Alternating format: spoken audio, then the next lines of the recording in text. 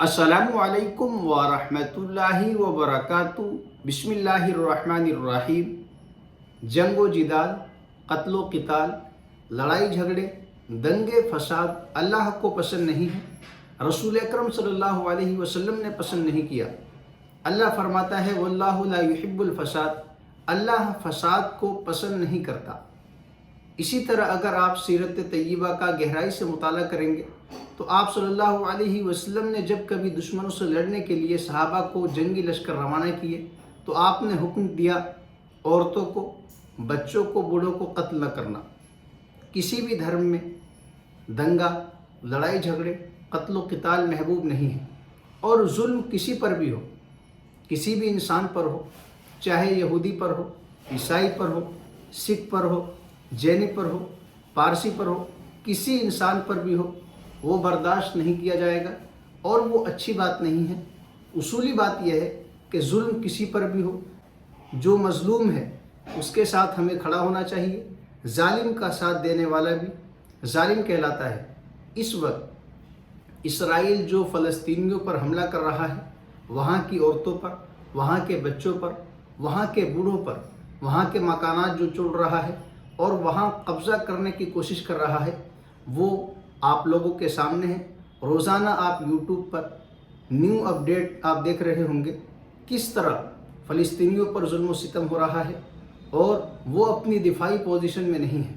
اس position میں نہیں ہے کہ وہ اپنا دفاع کر سکے، اور اس کے ساتھ ظالم امریکہ اور برطانیہ اور بہت سارے ظالم ممالک اس کے ساتھ کھڑے ہیں۔ یاد رکھو، ظالم کے ساتھ کھڑا ہونا، ظالم کی حمایت کرنا بھی ظلم ہے۔ اب ان حالات میں ہماری اور آپ کی ہر اس شخص کی پوری دنیا کے اندر جس کے سینے میں ایمان ہے، اس کی ذمہ داری ہے کہ وہ جو کچھ کر سکتا ہے وہ کرے۔ خاص طور سے وہ لوگ جو اقتدار میں ہیں، جو پاور میں ہیں، ستہ میں ہیں، جن کے پاس اتنی طاقت ہے کہ وہ انصاف کر سکیں، جن کے پاس پاور ہے کہ وہ ظلم کو روک سکیں، تو ان کی ذمہ داری اور زیادہ بڑھ جاتی ہے کہ وہ مظلوموں کے ساتھ کھڑے ہوں، ظالم کا ہاتھ پکڑیں اور اس کو سزا دیں، کیفر کردار تک پہنچائے، اور ظالم کو ظلم سے روکے یا ظالم کا خاتمہ کریں۔ یہ پوری دنیا کے انسانوں کی ذمہ داری ہے۔ پوری دنیا میں رہنے والے جتنی حکومتیں ہیں، جتنے کنٹری ہیں، چاہے مسلمانوں کی ہوں یا دوسرے مذہب کے لوگوں کی، کیونکہ اگر عدل ہے، انصاف پسند جو بھی شخص ہے، اس کی ذمہ داری بنتی ہے کہ وہ ظالم کا ساتھ نہ دے، اور ہم جو کچھ کر سکتے ہیں وہ کریں۔ ہماری اور آپ کی ذمہ داری ہے کہ ہم اپنے بھائیوں کے لیے، اپنی بہنوں کے لیے، اپنی ماؤں کے لیے، بچوں کے لیے دعا کریں،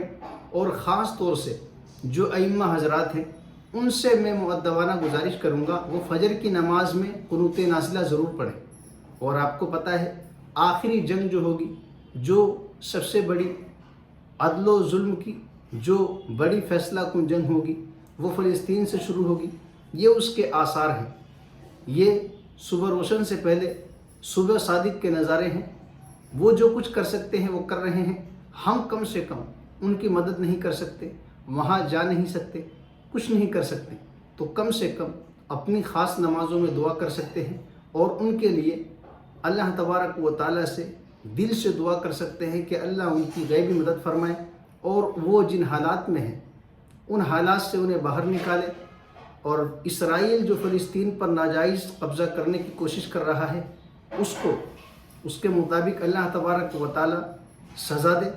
اور ان کی حمایت کے لیے، مظلوموں کی مدد کے لیے کہیں نہ کہیں سے اللہ تبارک و تعالیٰ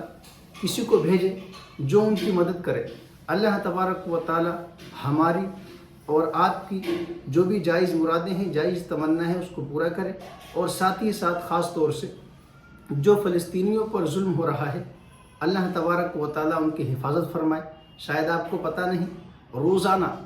کوئی بھی اسرائیلی فلسطین میں جاتا ہے اور گھر کے باہر لگی ہوئی گھنٹی کو بجاتا ہے اور ان سے کہتا ہے 10 منٹ ہے، 15 منٹ ہے، آپ گھر خالی کر دیں ورنہ آپ کو مار دیا جائے گا۔ اگر وہ بات چیت کرتے ہیں، مزاحمت کرتے ہیں، تو ان کو بھون دیا جاتا ہے، ان کو قید کر دیا جاتا ہے، ان کو مار دیا جاتا ہے، ورنہ ان کو خالی کرنا پڑتا ہے۔ یہ اسرائیل فلسطینیوں پر قبضہ کر رہا ہے، وہ یہ سمجھتا ہے کہ فلسطین جو یہ ملک ہے یہ ہمارا ہے، ہم اس پر قبضہ کریں گے، ان کو یہاں سے بھگائیں گے۔ وہ ناجائز اولاد اسرائیل جس کا کچھ نہیں ہے، کچھ بھی نہیں تھا، لیکن ظالم حکومتوں نے اسے سپورٹ کیا، اس کی حمایت کی اور اس کو یہاں تک اس کو طاقت دیا کہ وہ اب یہاں تک آگے بڑھ کر فلسطین پر قبضہ کرنے کی کوشش کر رہا ہے۔ اللہ تبارک و تعالی ہم سب کی پورے امت مسلمہ کی حفاظت فرمائے۔ السلام علیکم ورحمۃ اللہ وبرکاتہ۔